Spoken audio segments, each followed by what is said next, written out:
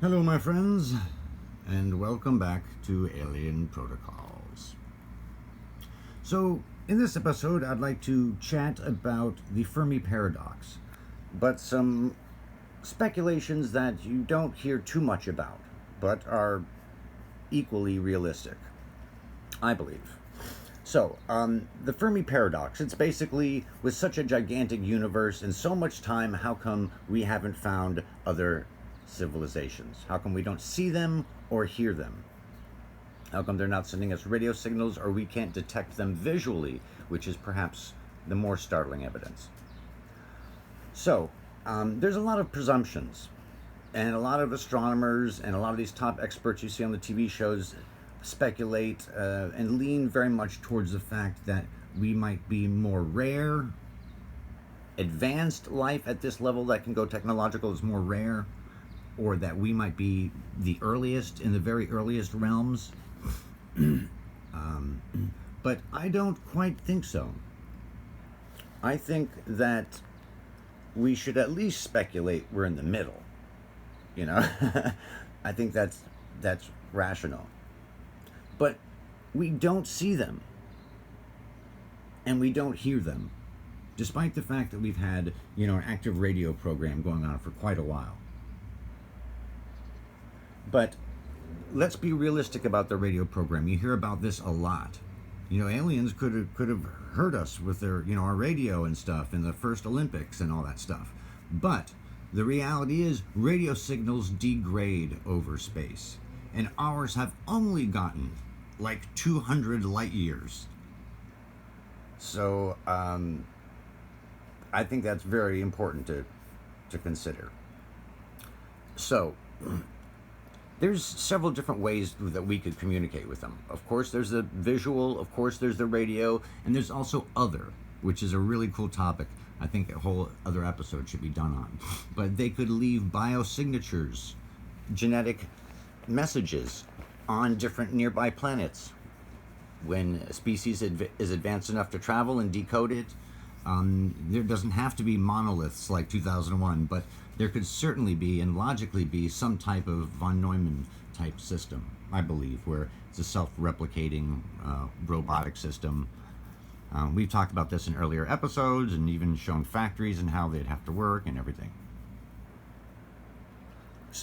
I think there's a lot of big assumptions. There's something called the Kardashev scale, which says how advanced different civilizations will be. So if you have a planet and you have total control of your planet and can get the energy of your planet, they consider that a Kardashev level 1 civilization. And there's 4. So it's one is if you can harness the planet, the power of your planet, and we can't do that yet. We're maybe at 80%. We're not quite there yet. The next is your sun, the power of your sun, which is a tremendous power, and then the power of the galaxy, and then they speculate about a 4th level that's multi-galaxies, and then there's even a 5, which of course would have to be a multi-dimensional or an ultimate type of creator, blah, blah, blah. So let's not get too deep down the rabbit hole, because we could fall and never come back. But I disagree with this, that an advanced civilization would have to have the power to do these later ones. I think planetary control is pretty important. So they'd likely get to that level. But of course, there's natural disasters they have to avoid and make sure they don't create their own natural disaster. But there's some big speculations that they would get energy from the sun. There's this big thing called a Dyson sphere. And it's basically taking a bunch of little satellites and surrounding a sun with a bunch of different craft that can harvest the energy and power a tremendous civilization with all the power of a whole sun. And they also say a Dyson swarm would be, very efficient, which, as opposed to like an entire sphere built around a sun, which seems pretty extreme. But I don't think advanced civilizations would do that. I think that's a very big presumption of how they would get their energy. I think an advanced civilization would get their energy, more and more energy, from less and less, as we have done over time, as humans have done. So I would imagine that we would be getting a tremendous amount of power from the subatomic world in a very safe way, and warping of space-time and different things like that, which could allow greater energy and little quirks. So anyway, these other ways to communicate. How could we communicate with a civilization, and what would they look like? Well, and why don't we see them? I mean, this is a major, major, major question, and it's a kind of a scary question. We should send messages out regardless of where they are, and since we can't find them and we don't see them yet, there are some possibilities. But we could spike a sun with special isotopes that only a human could make, that only could be manufactured, and thus from many light years away they could tell. We might even be able to put a message in to our sun in isotopes. You could spike gamma ray bursts the same way. We don't have to send radio waves to them. We could be sending special types of gamma waves, gamma rays, gravity waves of high frequency or ultra long frequency. There's different EMF options, electromagnetic field options, lasers.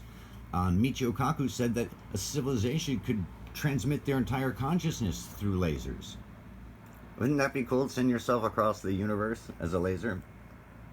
So we are at the absolute lowest possible level. We are children in the universe. We're the new ones. And so if we're going to contact anyone through radio, like we're trying now, or these simpler methods, we are going to reach a civilization that's at least our level. They can't be any lower, or they wouldn't be able to detect us.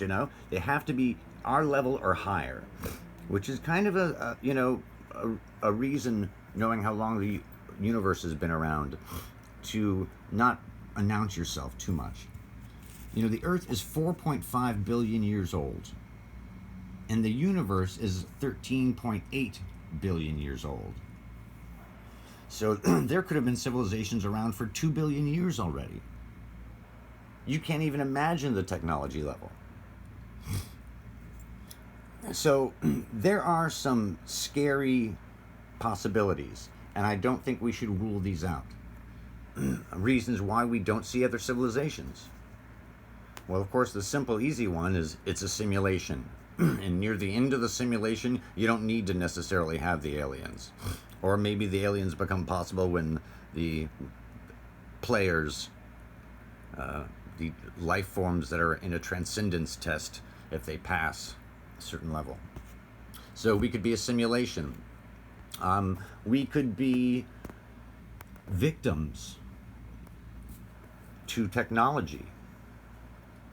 Because if you really think about it, a society and a creature that has so much zeal and so much constant insatiability to improve and to do more, better, faster, higher, quicker, that once you get to the technological level, is that zeal the same thing that kills us when technology gets too powerful, or kills these advanced civilizations? 200 years ago we had, or even 100 years ago, I think it was, 100 years ago we had the Model T, which had like 20 horsepower. And the latest Ferrari, the GTC, has 680 horsepower. A major speedboat can have 2,000 horsepower. It used to take an army to lay siege to a castle for months and months and months, and attack it to try and break into the city. Now, one person with a briefcase can destroy an entire city. Okay, so let's think about it. What if we aren't early? What if we are really late? What if we are really late in the game? And there are other more advanced civilizations. What if these civilizations over 2 billion years have gone post-biological? Meaning they're now silicone, or a vast improvement. over the biologicals, which seems to be a very logical possibility. What if these post-biologicals just absorb any biologicals it finds, sends the probes out and absorbs any biologicals? Dun, dun, dun. That's pretty scary and seems conceivable. Now look at this for a second. I've spoken about my belief, the formula that says if you're looking at a spiral galaxy, we're out here. We're in between arms. Way, way, way out here, okay? And we're actually between two bands, which might be too active of solar activity and other activity for life, just too busy, too many mega disasters. But we're right in this safe zone here. I believe this safe zone is a harbor for intelligent life. And it goes all the way around here. And as time passes, so I would expect, and I've spoken about this before, less advanced civilizations would be this way, and the more advanced civilizations would be this way. So we can definitely make a decision which way we want to go or flee from. And if we contact an advanced civilization, you can almost never know for certain because they're more advanced. So there's a lot of different possibilities. There's also some good possibilities. What if there are post-biologicals? What if there's all these different types of different kinds, and the logical thing to do is to remain hidden? And there's a group of biologicals that have banded together and have formed a council and try and protect other biologicals. And the post-biologicals basically try to stay separate for the most part, but if they can steamroll through something, they will. So the biologicals really have to preserve life. And we're right in a hot life zone here, just at the very beginning. See how advanced civilizations could be in just couple billion years? I don't know. Why do you guys think we can't see them?